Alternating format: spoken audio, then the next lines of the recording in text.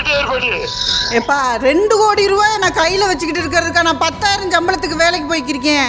என்னங்கடா நீங்கள் தெரிஞ்சு எல்லாம் வரணும். 1 மணி நேரத்துல அந்த ரவுண்டானா வரணும். நீ வரல இல்ல உன் பின்னாடி எவனாவது வந்தான்னா என் போனை நான் ஆஃப் பண்ணிட்டு போயிட்டே இருப்பேன்டி. நீ எங்க இருக்கான்னு கூட உன் பிள்ளைய பார்க்க முடியாது. 4 நாள் கழிச்சு எங்கேயாவது பணமா கிடப்போம். என்னை பத்தி விசாரிச்சேன்றீங்கல்ல, என்னை பத்தி முழுசா விசாரிச்சா தெரிஞ்சிருக்கும்லடா உங்களுக்கு நான் என்ன நிலைமையில இருக்கேன்னு. நீ சரி வர மாட்டேன். நீ போன வைடி. நான் 1/2 மணி நேரத்துல ரவுண்டானா வரேன்னு சொல்லிட்டேன். நான் 1/2 மணி நேரத்துல ரவுண்டானா வந்துடுறேன். 1/2 மணி நேரத்துல நான் ரவுண்டானா வந்துடுறேன். ஓகேவா? 1/2 மணி நேரத்துல அந்த ஹைவேஸ்ல நான் இருக்கேன். நீ அந்த ரவுண்டானா வரணும். அங்க யாரும் ஒருத்தன் வருவான். அவன் எதுவுமே பேசாம மறந்து கொடுக்கணும். உன் பையன் 2 நிமிஷத்துல உன்ட்ட போன் பேசுவான். எம்மால இறங்கிட்டு இதுல ஏதாவது மாற்றம் நடந்துச்சு உன் பையன் போன் இந்த போன் ஆட்டோக்கார போட்டு சுவிட்ச் ஆஃப்ல இருக்கும். சுவிட்ச் ஆஃப்ல இருக்கும். உன் பையன் செத்துட்டான் நினைச்சுக்கோ. செத்து இன்னைக்கு நீ வரல. இன்னைக்கு அவனுக்கு யாருக்கே அவனுக்கு 2 ஆட்டோக்காரன் மூஞ்சில உன் மகனே எங்களுக்கு ஈவரகமே கிடையாது. யார்ப்பா நீங்க? 2 கோடி ரூபாய் நீங்க வரணும். நீ என்ன புத்தி தள்ளி போனா போ. எவனையும் கூப்பிட பயமே இல்ல. பேசுறது ஆட்டோக்காரன் போன தூக்கி போட்டு போயிட்டே இருப்போண்டி. என்ன கார்ல வந்திருக்கோம் எங்க இருக்கோம் யாருக்குமே தெரியாது. நீ கரெக்டா நடந்தா நான் கரெக்டா நடப்பேன். இல்ல உன் பையன் உனக்கு இருக்க மாட்டான். எப்பா நான் 1/2 மணி நேரத்துல ஹைவேஸ்க்கு வந்துடுறேன்னு நான் சொல்லிட்டேன். என் பிள்ளைய மட்டும் விட்டுரு. என்னைய கூட நீ வச்சுக்க. உனக்கு எம்புட்டு பணம் வேணுமோ என்னைய கூட எடுத்துக்க. எனக்கு பணத்தோட வரணும். நான் 4 ரூபாய் பணம் கொடுக்கணும். அவனுக்கு எதுவுமே பேசக்கூடாது. வேற ஏதாவது நடந்துச்சு இதுல யாரும் அவன் பாட்டுக்கு போயிட்டே இருப்பான். உன் பையன் உனக்குதான் முக்கியம். எனக்கு முக்கியமே இல்ல. எனக்கு பணம் தான் அக்கறை. வாடி இல்ல போன வெயிட் நேரம் பேசக்கூடாது. உன்ட்ட 1/2 மணி நேரம் அங்க வெயிட் பண்ணுவேன். நீ வரல நீ செத்த.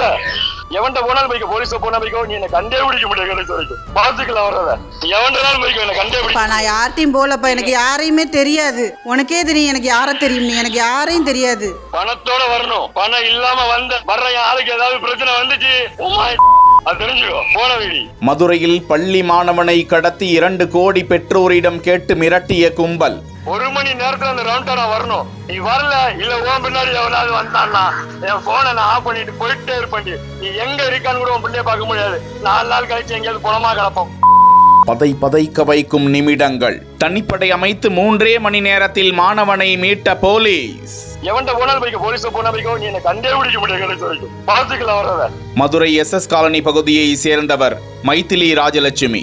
இவருக்கு பைபாஸ் சாலை பகுதியில் வணிக வளாகம் மற்றும் வீடுகள் உள்ளன.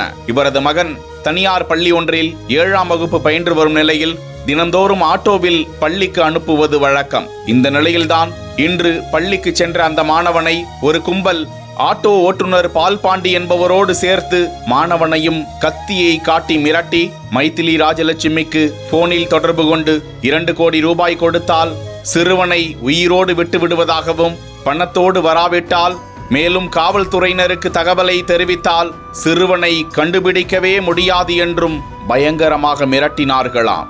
இது குறித்து SS காலனி காவல் நிலையத்தில் தாயார் மைதிலி புகார் அளித்தார். உடனடியாக வழக்கு பதிவு செய்த காவல் ஆய்வாளர் காசி தலைமையிலான தனிப்படை போலீஸ் சிறுவனை கடத்திய கும்பலை விரட்டி சென்றது. காவல்துறையினர் தங்களை கண்டுபிடித்து பின்தொடர்வதை அறிந்து கொண்ட கும்பல் மாணவனையும் ஆட்டோ ஓட்டுநரையும் மதுரை நாகமலை புதுக்கோட்டை 4 வழிச்சாலை அருகே இறக்கிவிட்டு தப்பிச் சென்றிருக்கிறார்கள். அங்கு சென்ற போலீசார் சிறுவனையும் ஆட்டோ ஓட்டுநரையும் மீட்டு அந்த ஆட்டோ ஓட்டுநரிடமும் போலீசார் விசாரித்து வருகிறார்கள்.